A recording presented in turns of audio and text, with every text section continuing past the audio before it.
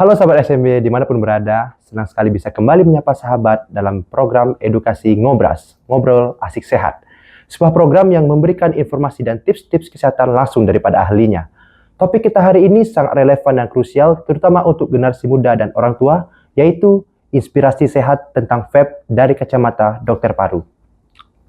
Vape atau rokok elektrik ini menjadi tren di kalangan remaja, bahkan dianggap lebih aman dibanding rokok biasa. Tapi tahukah sahabat, di balik uapnya yang terlihat ringan, vape menyimpan risiko kesehatan yang serius, mulai dari kerusakan paru-paru, gangguan jantung, kecanduan nikotin, hingga dampak jangka panjang yang belum sepenuhnya diketahui. Lalu, apa sih sebenarnya bahaya dari vape? Mengapa remaja begitu rentan terpengaruh? Dan bagaimana cara terbaik untuk mencegah generasi muda terjebak dalam kebiasaan ini?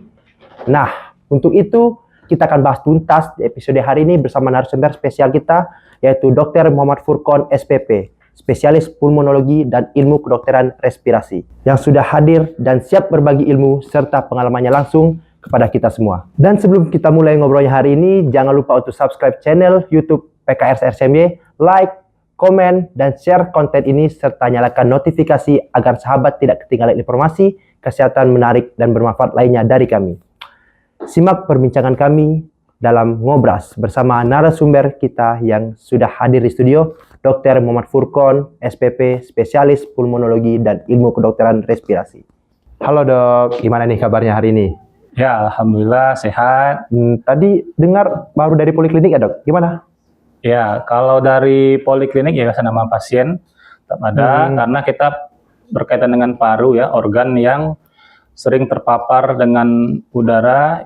Ya, udara ini bisa macam-macam, baik dari yang alami maupun yang dari polusi yang akan beresiko tentu gampang terkena penyakit dibanding organ lain. Nah, ini dok, menyangkut tema kita hari ini inspirasi sehat tentang vape dari kacamata dokter paru dok. Inspirasi untuk orang awam dengan dok, maksudnya penemuan ide tuh, penemuan gagasan, inspirasi. Tapi dari kacamata medis, inspirasi itu apa sih dok? Jadi dalam ilmu kedokteran kita namanya respirasi. Jadi sistem pernapasan atau respirasi. Nah, respirasi itu ada dua. Ada inspirasi, ya masuk udara ke dalam paru, kemudian mengambil oksigen bisa diekstrakkan ke dalam tubuh. Dan ada juga ekspirasi, dikeluarkan dari paru, yang dikeluarkan hasil-hasil metabolisme CO2 dan zat-zat lain. Jadi ada inspirasi, ekspirasi. Maka kalau kita biasanya menyapa teman-teman yang, kalau ini kan YouTube ya, nanti bisa di YouTube, bisa sobat inspirasi bisa juga. Ya, sobat inspirasi Ngobras boleh. Jadi dengan dokter paru ada mendapat inspirasi. Oh iya begitu, oke. Jadi in masuk, X keluar. Oh ya dok. Nah, dari tema kita hari ini kan dok tentang vape tuh. Vape itu apa sih dok secara umum dan mengapa sangat digemari oleh kalangan muda dan remaja? Oke, baik. Jadi vape itu atau dikenal dengan rokok elektrik, rokok elektrik sigaret kalau di luar negeri. Nah, kenapa dia sering sekarang atau digemari tadi ya pada anak-anak muda? Karena pertama mungkin kita anak-anak muda kita cenderung ingin suatu hal yang baru dan suka meniru. Ya, di luar negeri kan marak yaitu artis banyak yang pakai ya, jadikan seperti tren. Maka ikut. Anak-anak muda kita latah ikut, kadang apa yang lagi tren ikut ya. Siapa yang ya trend center ini, ini gaya si artis TikTok ini ikut, artis Telegram ikut, mereka ikut kayak gitu. Dan kemudian juga secara wujudnya dia memang lebih bagus ya. Kalau ini kan kayak ya dibakar kan jadul. Kalau ini dia cairan, ada besi panas dipanaskan, jadi keluar uapnya. Lebih modern. Itu bedanya ya, lebih modern. Jadi dia dengan tenaga listrik dipanaskan dengan suhu 100 sampai 1000, jadi berdasarkan uap, jadi seperti lebih modern. Tentu anak-anak muda kan mau yang ini jadul, maunya yang lebih modern. Nah, ditambah juga tadi kan dari sosial media, kemudian dari segi rasa dia lebih variasi, lebih kekinian lah mungkin. Ini rasa, kalau saya nggak tahu juga kan, saya bukan perokok. Kalau rokok jadul rasanya kayak ini, baunya kayak gini, ini lebih ini. Terus asapnya bisa digaya-gayain. Nah, mungkin itu yang menarik. Namanya anak-anak kan remaja, tentu hal yang baru, menarik ya, mereka banyak pilih itu. Tapi katanya dok, vape itu lebih aman dari rokok konvensional biasa ya. Tapi apakah benar dari sisi medis begitu, Dok? Baik. Kalau untuk keamanan jadi seperti ini, sejarah dulu ya. Oke. Jas merah, jangan lupakan sejarah. Sejarah. Oh, Harus iya. tahu dulu sejarahnya. Rokok elektrik atau vape ini awal mulanya itu dibuat oleh seorang apoteker di Cina, Honlik namanya. Tahun 2003 dia bikin rokok elektrik vape ini. Tujuannya karena ayahnya meninggal dan akhirnya seorang pasien kanker paru. Nah, dia menciptakan, jadi memang di pikiran dia rokok ini suatu semacam kebutuhan lah, suatu hal yang ya namanya kebiasaan yang susah untuk dihilangkan di dunia ini, namanya rokok. Bakal banyak yang orang merokok, tapi dia bikin gimana kalau dia merokok ini lebih aman. Nah, dia dengan cita-cita lebih aman dalam tanda kutip tadi untuk orang kanker paru, maka dengan metode ini tadi cairan ya dipanaskan keluar uap. Karena kebanyakan kalau dari studi sebelumnya kan sebenarnya banyak yang lain dalam rokok itu yang mengandung, tapi zat pembakaran seperti tar, CO2, karbon monoksida itu tinggi sekali untuk mengakibatkan terjadinya kanker paru. Jadi untuk kanker paru karena bapaknya, ayahnya pasien kanker paru yang meninggal, maka dia bikin yang menurut dia saat itu lebih aman. Ya. Untuk itu. Nah, tapi bagaimana kejadiannya? Nah, nanti dalam perjalanannya itu kan diekspor kemana-mana dengan iming-iming lebih aman. Nah, ketika itulah nanti baru ketahuan diteliti apa sih kandungan dan bagaimana lebih bahayanya. Nah, rupanya dari zat dipanaskan tadi, ya logam yang dipanaskan menghasilkan cairan yang dari uap, justru ada zat-zat baru, zat yang lama juga ada, tapi mungkin tidak sebanyak di pembakaran, tapi ada zat-zat baru yang mengakibatkan resiko ke kanker paru juga dan penyakit paru lainnya juga. Oh, jadi sama aja bahayanya, Dok ya? Sama saja jadinya. Malah ya ada hal-hal yang baru yang tidak ada di rokok yang konvensional atau yang lama rokok yang dibakar. Dok, kan di vape itu ada cairan tuh, liquidnya itu. Apa sih, Dok, zat-zat berbahaya di dalam liquidnya itu dan efeknya terhadap tubuh apa? Misalnya untuk jantungnya juga untuk paru kita. Baik. Jadi pertama itu dua komponen sebenarnya ya. Yang ini ada cairannya dan ada logam yang kita kita panasi dengan tenaga listrik tadi. Jadi kandungan yang akan dihirup tadi dari logam yang itu juga muncul. Logam-logam seperti ya timbal, arsen ya, arsen, nikel dan lain-lain bisa muncul. Ya, timbal kan plumbum bahaya ya, ada dulu di Tanjung kan, di daerah yang akhirnya banyak bisa risiko lama-lama bisa mengakibatkan masalah ke sistem saraf ya. Atau arsen yang kalau jumlah sedikit aja bisa langsung meninggal kan, tapi mungkin ya lebih sedikit sekali, tapi lama-lama kan numpuk juga di dalam paru dan bisa masuk juga ke sirkulasi darah. Terus dia juga ada sama nikotinnya. Jadi jadi definisi rokok dulu. Rokok itu adalah memasukkan nikotin dengan cara menghirup. Nah, itu definisi rokok dulu. Mau dia rokok yang konvensional, mau elektrik, memasukkan nikotin ke dalam tubuh untuk mencapai kenikmatan lah ya, rasa sensasi yang di otak. Nah, itu secara umum definisinya. Cuman bedanya kalau yang rokok elektrik tadi cairan yang dipanaskan, kalau ini yang dibakar. Jadi tetap rokok elektrik ada nikotin. Tetap ada nikotinnya juga.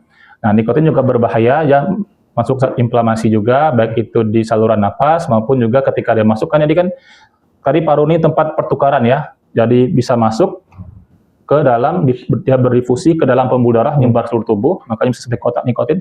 Tapi untuk epitel, pembungkus dari pembuluh darah, dia akan merusak juga, inflamasi juga, peradangan juga terjadi di situ.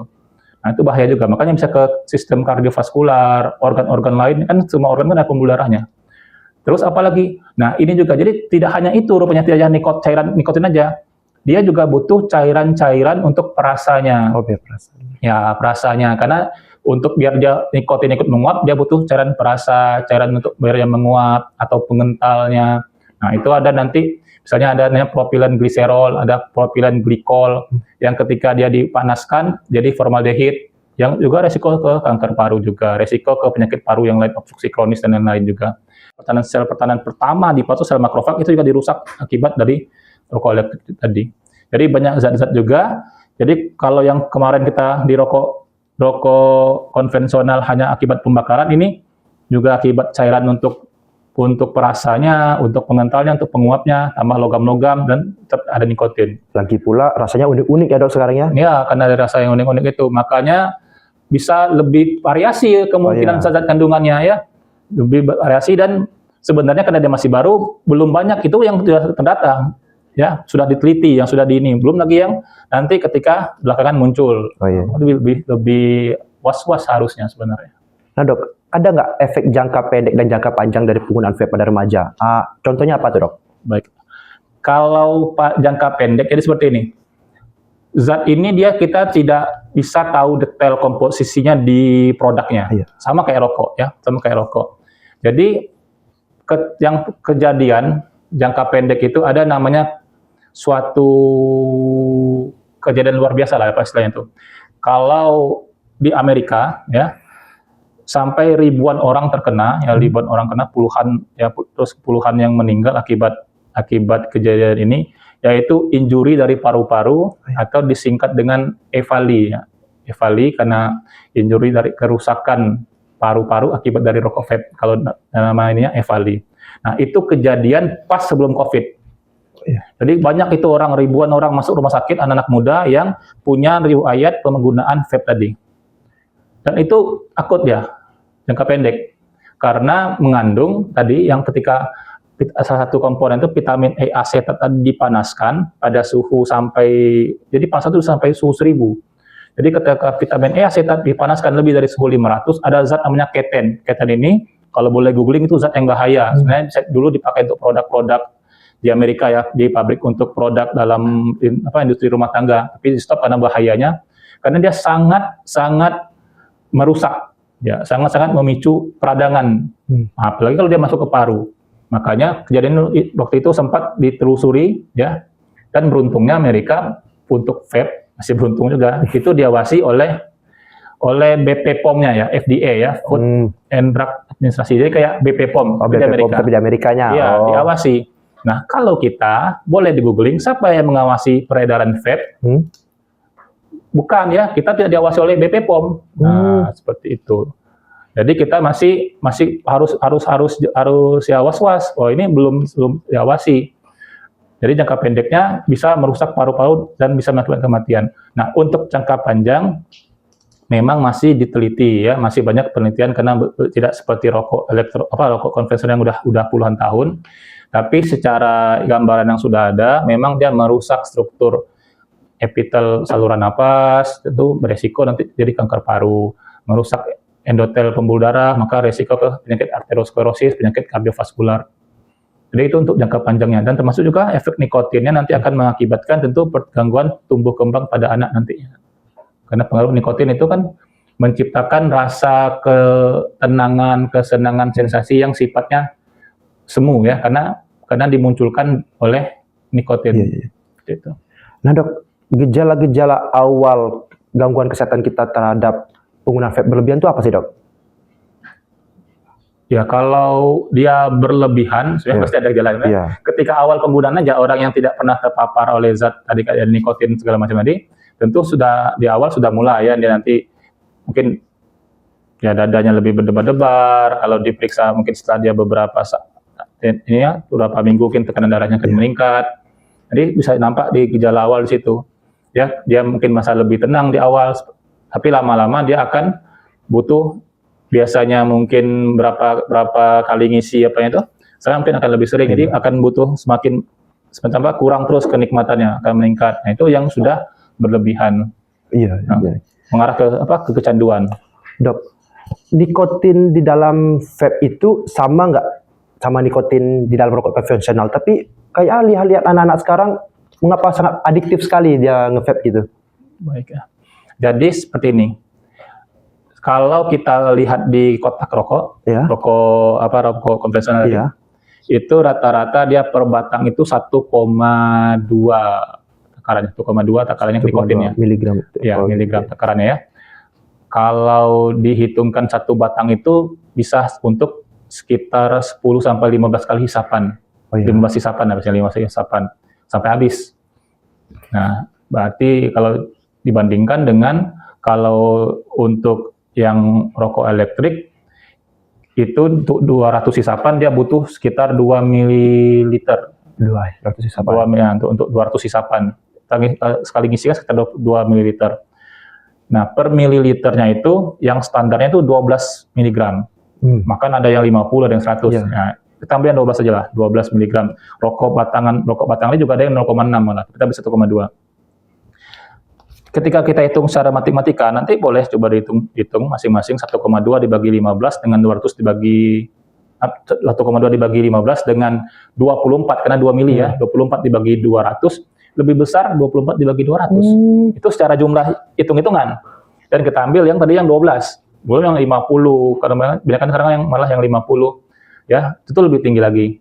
Dan secara penyerapan hasil nikotin yang didapatkan dari hasil pembakaran tadi tidak seefektif nikotin yang didapatkan dari hasil cairan yang dipanaskan tadi. Ya, namanya itu diuapkan. Sama kayak kita masak kan yang dipanaskan kan kompor, panci. Panci dipanaskan, airnya yang kan ini. Kalau dihirup itu lebih terasa uap airnya. Dibandingkan dengan zat yang kita dapatkan dari kertas yang dibakar. Makanya secara jumlah nikotin yang didapatkan pada rokok vape jauh lebih tinggi yang diserap dalam tubuh. Makanya lebih cenderung untuk tadi menambah-nambah akhirnya kecanduan. Lebih adiktif ya dok ya? Lebih adiktif. Baru tahu juga tuh dok, ternyata nikotin di dalam vape lebih besar daripada rokok konvensional. Iya. Iya. Nah dok, apakah benar vape bisa memicu penyakit serius seperti kanker paru, bronkitis kronis, dan bahkan gangguan neurologis? Kalau sampai ke tegak diagnosis saya tadi ya, memang kita belum ada studi penelitiannya, masih belum ada studi, belum banyak, masih harus dikumpulkan beberapa studi.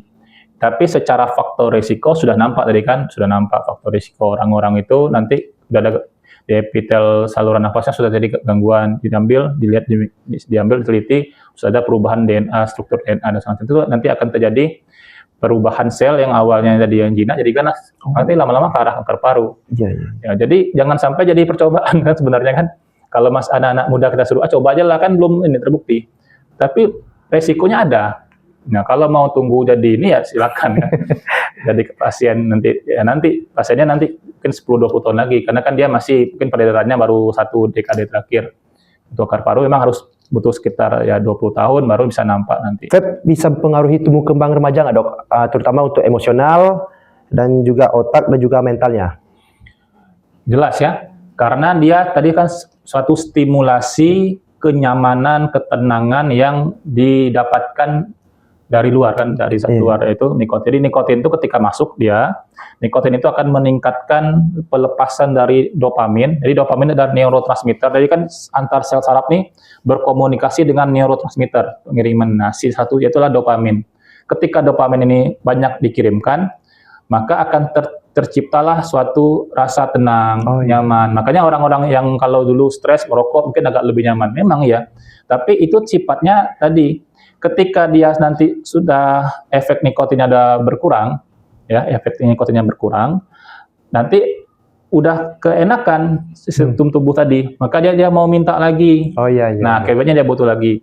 Dan lama kelamaan, ya karena ini tadi sifatnya suatu hal yang dapat dari luar, tentu tubuh juga lama kelamaan secara sistem yang di sistem neurotransmitter tadi butuh jumlah yang akan lebih terus, mau lebih lagi dok ya. Nah, jadi akan satu sisi ya mungkin belum tentu seorang anak-anak ya remaja yang mungkin belum punya penghasilan, belum tentu dia bisa mendapatkan duit untuk mengisi yang mengisi cairan tadi, beli lagi lebih banyak, nanti lama-lama dia tidak tercukupi. Kadang-kadang dia akan di saat itulah gejala-gejala yang kayak orang kekurangan tadi ya.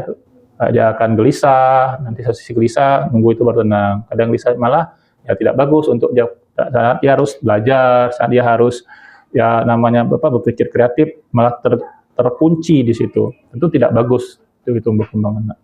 Dok, kalau kita udah pernah ada riwayat penyakit paru, asma atau jantung, boleh nggak dok kita menggunakan vape? Ya seharusnya tidak. Pertama, orang sehat, ya, ini sudah ada, kalau di Amerika sudah diteliti, karena Amerika lebih dulu ya, Amerika 2007 udah mulai mereka menggunakan vape. Meskipun trennya di 2010 ke atas. Tapi mereka sudah meneliti, di Amerika, orang yang awal yang tidak ada penyakit tadi, ketika dia menggunakan vape tadi, rokok elektrik, maka dia memiliki faktor risiko 9 kali lipat dibandingkan orang yang tidak menggunakan vape untuk terkena PPOK, penyakit paru obstruktif kronis. Kemudian dia 2 kali lipat akan lebih rentan terkena penyakit asma ketimbang orang yang tidak nge-vape. Nah, kalau dari sudut pandang medis, Dok, dari sudut pandang medis, sikap dokter melihat tren vape lifestyle di kalangan anak muda gimana sih, Dok? Jadi untuk anak muda, ya, kalau untuk anak muda ini mereka kan tadi kan di awal sebutkan mereka ngikut tren. Mereka ngikut tren, mereka ingin suatu hal yang baru. Nah, masalahnya adalah sebenarnya saya ketika ada seseorang itu merokok, seorang itu nge-vape, ya, itu ya boleh-boleh saja, asalkan dia tidak melanggar aturan-aturan yang ada ditetapkan, ya. Ada kawasan bebas rokok, ada usia. Nah, tapi kalau anak-anak muda yang sekarang itu, karena mereka melihat public figure yang melakukan itu, ya, di sosial media, yang dipublikasikan, ya, bahkan ada memang beberapa ini mengiklankan lah seperti itu, ya, mengiklankan, menjual seperti itu. Akibatnya mereka ikut-ikutan. Ya, kita kalau pada anak-anak yang seperti itu, ya gitu, kita prihatin tadi. Ya, karena kalau mungkin orang-orang yang udah dewasa melakukan itu, mereka punya pemikiran, kalau saya nge-vape, saya tahu resiko, saya akan terima konsekuensi itu. Saya sudah siapkan dana kalau seandainya sakit, karena resikonya kan bisa enggak. Tapi kalau anak-anak, mereka belum berpikir. Jadi kalau anak muda sekarang, ya kita prihatin satu sisi. Kemudian ya kita sebagai orang dewasa yang paham, kita harus juga mampu, apalagi di kalangan medis, ya, harus bisa mampu mengkonter yang tadi, supaya masyarakat, terutama anak muda, dapat memang pemahaman yang seimbang terkait dengan vape. Jangan cuma satu sisi, wah ini tren-tren aja lah, tapi sisi lain dari kesehatan, dan dia harus paham juga. Iya. Dok, kan kalau di rokok konvensional itu ada istilah perokok pasif, ya. Ya, kita tidak merokok tapi terkena paparan asap dari seorang perokok. Di dalam vape ada juga nggak, Dok? Istilah seperti itu, dan ada bahayanya? Sama sebenarnya, ya. Jadi ada istilahnya sekarang rokok lingkungan, di rokok pasif, ada rokok lingkungan, ada second hand smoker. Nah, hampir sama, ya. Sebenarnya sama juga, ya, karena dia paparan lewat udara, dan ada orang itu di sekitar itu, maka dia akan terkena. Makanya sebenarnya yang diatur oleh negara itu, negara tidak mengatur orang untuk tidak merokok, ya, boleh merokok, tapi ada kawasan tanpa rokok. Ya. Dok, di Indonesia ada nggak regulasi yang mengatur tentang penggunaan vape di bawah umur 18 tahun? Jadi kalau khusus vape, ya, kalau yang saya tahu itu ini di Undang-Undang Kesehatan nomor 17 tahun 2023, ya, sebenarnya itu bukan 18, tapi di bawah umur 21 tahun, dan ibu hamil itu tidak boleh dijadikan konsumen. Jadi nggak boleh, kalau ada orang mau beli itu di toko vape shop, nggak boleh, ditolak. Pada usia 21 tahun, tapi nggak, bicara aturan seperti itu. Ketika ada orang 21 tahun datang, ya mungkin KTP atau ibu hamil, itu tidak boleh. Dilarang. Dan di undang-undang yang lebih lama lagi, ya, Undang-Undang nomor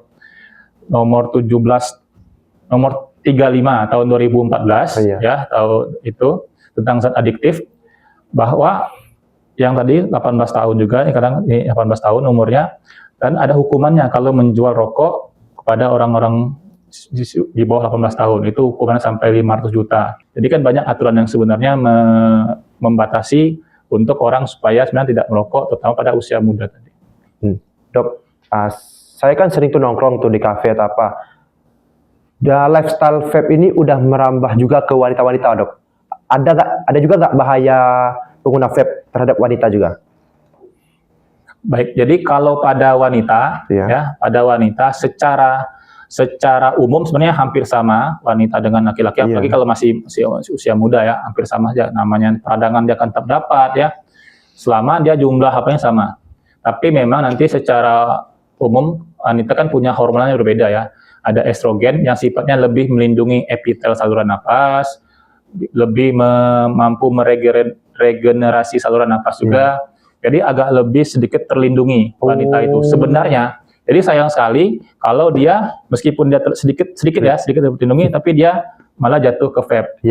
Tapi, nah, kalau nanti dia jatuh ke menopause, nah itu hampir sama saja dengan laki-laki. Menopause, atau malah kalau dia menggunakan hormonal dari luar, ada ibu-ibu yang KB, ya. KB justru lebih rentan untuk terkena resiko ke penyakit kanker paru ketika dia merokok atau nge-vape tadi. Soalnya kita lihat juga wanita udah banyak sekali sekarang menggunakan vape dok, ya kan? Iya, jadi sebenarnya hampir sama aja risikonya. Iya, cuma sedikit karena dia punya hormon estrogen, tapi itu pun syarat dan ketentuan berlaku. Iya, iya. Ya, kalau dia malah pakai KB hormonal, dia karena ibu-ibu muda kan, ibu muda nggak anak satu mau nambah anak pakai KB hormonal, malah justru dia lebih resiko ketimbang yang laki-laki. Dok, peran keluarga dan sekolah dalam mencegah anak-anak jatuh ke dalam kebiasaan merokok apa dok? Ya, jadi kan kita ketahui tadi dari awal pembahasan bahwa anak-anak ya, baik dari yang dia kecil sampai dia sudah remaja, yaitu memang dari sunnatullahnya suka meniru dan mencoba tantangan yang baru. Ya, jadi dia tinggal melihat mana nih wah yang menarik, yang bagus menurut dia ya, menurut anak-anak yang dia tidak paham, dia akan coba, dia akan tiru, dia akan aksi lakukan sesuatu itu. Tinggal bagaimana pihak dari orang tua maupun sekolah yang memberikan contoh yang baik. Nah, jadi bagaimana kita orang tua bisa mencegah anaknya tidak menggunakan vape sementara bapaknya masih merokok. Ya, tentu anak akan berdoa bapaknya merokok, saya juga mau, tapi saya yang lebih lebih modern, yaitu dengan vape. Atau sama di sekolah, mungkin di sekolah karena termasuk kawasan tanpa rokok nggak ada lah guru yang merokok di sekolah. Tapi ketika bapak guru tersebut merokok di luar dan itu bisa dilihat, baik itu mungkin ketemu langsung atau bisa dari media sosial ditampilkan, dia nongkrong sama teman-temannya dengan mungkin nge-vape atau rokok konvensional, maka murid tadi menganggap satu normalisasi, rokok itu satu hal normal, dan guru saya melakukan, maka saya juga boleh. Nah, termasuk nanti ketika mungkin sekarang belum, kadang dilarang, memang syaratnya dilarang, tapi nanti ketika dia sudah mulai atas 18 atau 1 tahun, dia mulai kerja dan dia mampu untuk beli, dia akan mengikuti itu, sehingga akibatnya ya jadi suatu normalisasi keterusan, tidak berhenti. Maka memang public figure harus memberikan contoh yang baik, termasuk dalam hal ini tenaga kesehatan ya. Bisa bilangnya memang kadang dokter sendiri tidak sedikit juga yang merokok atau nge-vape ya, karena memang setiap orang punya pilihan. Saya tidak menyalahkan, setiap orang punya pilihan. Mungkin dokter atau public figure itu udah tahu dia konsekuensinya. Tapi dia sudah siapkan dana loh untuk saya check up pemeriksaan fungsi paru, saya check up mungkin sekian tahun, umur sekian saya akan CT scan paru-paru, mungkin dia tahu. Tapi orang yang akan mengikuti tidak tahu itu. Ya, yang akan mencoba menggunakan vape, wah itu bisa. Itu aja boleh kok Bapak itu. Padahal kan dia orang kesehatan, saya juga berarti. Tapi dia tidak mempersiapkan hal yang disiapkan oleh tokoh itu. Dia ada bekalnya itu. Ya, karena dia tidak tahu. Nah, makanya ya kita juga satu sisi memberikan contoh, satu sisi dari pihak sekolah ataupun dari pihak orang tua di keluarga memberikan suatu tontonan, mungkin kan seperti yang kita lakukan saat ini, atau materi-materi bahan-bahan yang terkait dengan bahaya ataupun resiko yang akan ditempuh ketika dia melakukan vape, sehingga di saat dia dewasa nanti dia sudah bisa berpikir secara seimbang. Oh, ini mungkin ada ikut tren, ikut ini, tapi sisi lain ada resiko yang ditempuh. Oh iya. Kalau kita udah terlanjur kecanduan nge-vape dok, langkah paling efektifnya apa dok untuk berhenti? Jika sudah sampai pada tahap kecanduan memang susah ya. Jadi untuk dokter paru ya, kami sudah dibekali sebenarnya semacam treatment, yaitu kalau kita bisa buka layanan itu sungguh sangat bagus, yaitu layanan klinik berhenti merokok. Nah, kalau udah tahap kecanduan tuh ada tahapannya, nanti mulai dari asesmennya kita nilai dulu, ini udah tahap berapa, ada item-itemnya, bisa kita hitung, bisa juga kalau kita punya alatnya, kita bisa nilai dari, kalau untuk rokok yang konvensional, bisa kita nilai dari kadar karbon monoksidanya, pokoknya bisa kita hitung, ataupun dari item-item lain, baik juga pada vape juga kita bisa hitung, dan ketika pada nilai tertentu kita bisa memberikan tata laksananya, treatmentnya, dan itu pun bisa bervariasi bermacam-macam. Kalau untuk kecanduan, biasanya kalau udah parah, kita bisa memberikan pengganti dari nikotin. Nah, bisa yang bentuk obat ya. Nah, sementara kan mungkin ada yang bilang, berarti bisa kan kita menggantikan orang yang rokok konvensional tadi, rokok yang dibakar tadi, digantikan dengan vape, menggantikan sama-sama nikotin. Tapi satu tadi kita udah bahas, jumlahnya hampir sama, malah mungkin lebih secara penyerapan. Yang kedua, secara habit, kebiasaan, itu akan sama. Karena dia sifatnya sama tangan ke mulut. Jadi ya mungkin dia hampir sama ya, nggak jauh beda. Bahkan orang-orang yang tidak pernah merokok, rekan rokok yang konvensional, ketika dia nge-vape suatu saat, ketika mungkin baik itu kena harga yang mahal, aksesnya yang nggak bisa, karena mungkin di daerah dia pindah ke daerah yang nggak bisa mengakses rokok elektrik tadi, dia akan jatuh ke rokok konvensional. Jadi sebagai gerbang untuk konvensional. Makanya kalau orang yang kecanduan rokok konvensional, jangan beralih ke vape, sama saja, malah lebih parah. Nah, tapi beralihlah ya, tapi untuk terapi itu yaitu harus konsultasi dengan dokter paru. Kalau udah sampai tahap kecanduan. Tapi kalau yang ringan-ringan, ya kalau dia masih awal-awal, mungkin masih berapa bulan, masih bisa bertobat sendiri lah kan. Ya, gampang lah kan, orang yang berpuasa aja kan bisa dia tidak ngerokok dari subuh sampai maghrib bisa. Aja. Tapi yang tahap ringan. Tapi kalau tahap ini kadang-kadang aduh susah, udah mulai tadi kena efek putus rokok yang tadi, candunya tadi, mungkin gelisah, mengganggu, itu mungkin harus laksana treatment secara farmakologi atau obat-obatan. Ada treatment khususnya dok ya? Iya. Ya. Kalau kita belum pernah sekali terjun ke kecanduan vape dok, Dr. Furqon kan sebagai spesialis paru nih, ada nggak tips agar masyarakat terutama anak muda agar terhindar dan tidak menggunakan rokok vape? Baik, jadi kalau untuk tipsnya pada anak-anak tadi, kalau dari sisi anak-anaknya tadi, anak remaja dalam hal ini, mulai berpikirnya memang bukan sekedar ikut, tapi berpikir kritis. Kalau ikut, dia harus paham apapun itu. Kan sekarang kan perkembangan zaman ini kan semakin cepat ya, dengan komunikasi dan teknologi media sosial juga. Kalaupun kita akan ikut, kita harus paham, oh ini apa yang akan kita resiko, yang akan kita tempuh, ya. Memang tidak ada yang pasti ya. Memang kalau orang bilang rokok itu bisa mengakibatkan kematian, belum tentu juga. Ada orang yang nggak merokok mati juga. Tapi ya kita berpikirnya nih ada resiko yang akan dia tempuh. Nah resiko ini kan bisa iya, bisa enggak. Teman lebih besar resikonya. Harus diedukasi masyarakat, anak-anak tadi.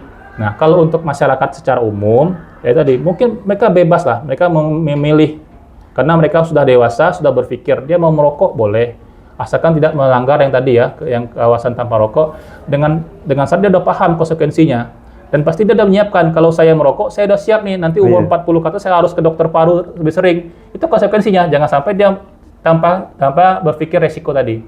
Nah makanya, oleh karena itu, ketika dia melakukan suatu tindakan, apalagi dia public figure, atau dia guru, atau dia orang tua, jangan sampai ditiru oleh anak-anak muda tadi. Ya mereka tadi hanya meniru tindakannya, tapi tidak meniru apa yang harus dipersiapkan, konsekuensi apa yang akan ditempuh jika melakukan itu. Nah, jadi tipsnya adalah kalau untuk secara umum masyarakat ya kita contohkan anak-anak itu hal yang baik. Ya, baik itu di media sosial maupun dalam keseharian. Karena anak-anak baik itu maupun dia SMA dan remaja, dia tidak bisa mengambil keputusan itu dengan menimbang resiko ya. Kalau bahasa ini tuh belum bisa membedakan, kayak nama saya Furqon ya, pembeda. Belum bisa anak-anak itu. Ya, belum bisa membedakan yang baik dan buruk. Nah, kalau Furqon dari kecil saya bisa, ini nama saya Furqon ya, bisa. Tapi kalau untuk anak-anak dia butuh kematangan dari psikis dia ya, dari psikologi dia ya, butuh sampai ketika dewasa baru dia bisa membedakan. Nah, disitulah kita para tenaga kesehatan kita yang paham dari segi medisnya kita berikanlah, kita sebarkanlah ya. Meskipun ini hal sederhana tentang rokok, tapi penting untuk, kalau kita mungkin udah tahu lah ngapain kita beritakan. Tapi untuk anak-anak muda mungkin ini akan jadi referensi dia ketika nanti dia dewasa. Wah, lihat orang merokok keren. Tapi lihat yang ini banyak masalah kesehatan nanti, maka dia akan berpikir di situ. Terserah dia keputusan mana. Karena memang negara tidak melarang. Tinggal dia memutuskan ada resiko yang akan dia tempuh. Kalau dia ini ya silakan, tapi kalau dia paham, dia tidak mau, ya lebih bagus. Jadi anak muda jangan hanya mengikuti alur, tapi harus berpikir kritis juga dok ya? Pikir kritis juga. Pesan dokter untuk generasi muda agar lebih bijak dalam memilih gaya hidup? Jadi seperti ini, untuk ada semacam inilah ya, suatu kalimat bijak. Ketika anak remaja yang lagi menuntut ilmu, maksud anak-anak kuliah lah, ketika dia kuliah, dia punya, kalau anak kuliah kan beda dengan kerja ya, di libur semester 1 bulan 2 bulan ya. Jadi dia punya, anggaplah dia punya keinginan, manusia ini serum punya keinginan ingin keliling dunia. Jadi orang bijak itu mungkin anak-anak yang usia tadi rank tadi itu dia punya waktu banyak. Ya, waktu dia banyak. Ketika dia muda, badannya masih sehat. Tapi duit dia nggak punya karena masih minta sama orang tua. Kecuali orang tuanya kaya sekali ya, kaya sekali. Jadi waktu dia punya, kesehatan dia punya, tapi dana nggak punya. Ketika dia sudah bekerja, ya seperti kita lah ya, usia 20-an, 40-an, udah mulai bekerja, duit sudah ada. Dana ada. Dana ada. Badan mungkin masih sehat ya, masih 40 mungkin masih sehat lah. Tapi waktu ya mungkin mau cuti susah nih, nggak boleh sama bos, nggak boleh ya sama atasan ya. Kalau cuti pun nanti dipotongin itu pertimbangan. Jadi dana ada, kesehatan ada, waktu yang ada. Ya. Ketika pensiun sudah ada saya kerja, nggak ada beban ini lagi ya, dana pensiun ada, tabungan masa tua ada, waktu udah banyak, waktu banyak, duit udah ada juga. Cuman apakah dia masih sehat atau tidak? Jadi tabungan sebenarnya nih pada anak-anak muda, tabungan yang paling penting itu bukan duit. Ya, nabung duit tetap lah ya, hemat pangkal kaya ya. Tapi yang penting itu adalah menjaga kesehatan kita supaya sehat sampai tua nanti ya, kalau dikasih umur panjang sama Tuhan. Jadi kita jaga kesehatan kita supaya nanti ketika tua kita bisa mewujudkan mimpi-mimpi kita yang terhalang ketika kita usia remaja atau usia kerja tadi. Itu yang dipikirkan oleh anak muda sekarang. Dan untuk nikmat ya, sering kalau kita dengar ceramah itu ya, diberi nikmat berupa oksigen oleh Allah Subhanahu wa taala. Karena kalau orang sakit oksigennya bayar bagaimana kayak gitu kan. Benar, oksigen itu hal yang berharga. Ya, nikmat yang berharga tiada tara oksigen itu ya. Bandingkan sekarang teman-teman kita di daerah Riau, daerah Sumatera Barat yang terkena kabut asap ya. Kita punya oksigen yang sangat mahal. Tapi ada yang lebih mahal lagi tadi, organ paru ya. Saya dokter paru, saya sangat memahami betapa mahalnya paru. Karena dengan paru inilah oksigen yang dari luar bisa diekstrak menjadi bahan untuk metabolisme tubuh. Nggak bisa. Kalau makanan tidak bisa nelan, bisa pasang selang makan. Nggak berfungsi pun saluran cerna bisa dari infus ya, nutrisi dari infus ada kan, memang agak mahal dan mungkin tidak bisa jangka panjang. Tapi kalau untuk oksigen tidak bisa. Mau kita masukkan oksigen langsung ke pembuluh darah nggak bisa. Karena kalau mungkin masyarakat lihat ya, Ibu Suster nyuntik itu kan dijentikkan oksigennya berlari ke atas. Karena jangan sampai ada udara. Ya, udara ke atas itu jangan sampai udara masuk ke pembuluh darah. Jadi emboli malah. Jadi satu-satunya cara supaya oksigen itu masuk ke tubuh ya lewat paru-paru. Sayang sekali kalau paru-parunya tidak dijaga. Secara fisiologis ya, karena kita tadi saya bilang ya, paru-paru ini organ yang mahal, dia terpapar terus. Dia akan menurun fungsi paru. Itu puncak itu umur 20 sampai umur 25 sekitar itu puncaknya. Nanti akan menurun secara alami. Makanya orang tua mungkin atau atlet lah ada usianya ya, sampai 40 udah mulai turun ya kan, pemain bola udah mulai turun, 35 udah mulai turun. Tapi bisa lebih cepat turun kalau paru-parunya dikotori oleh zat-zat partikel, salah satunya vape tadi.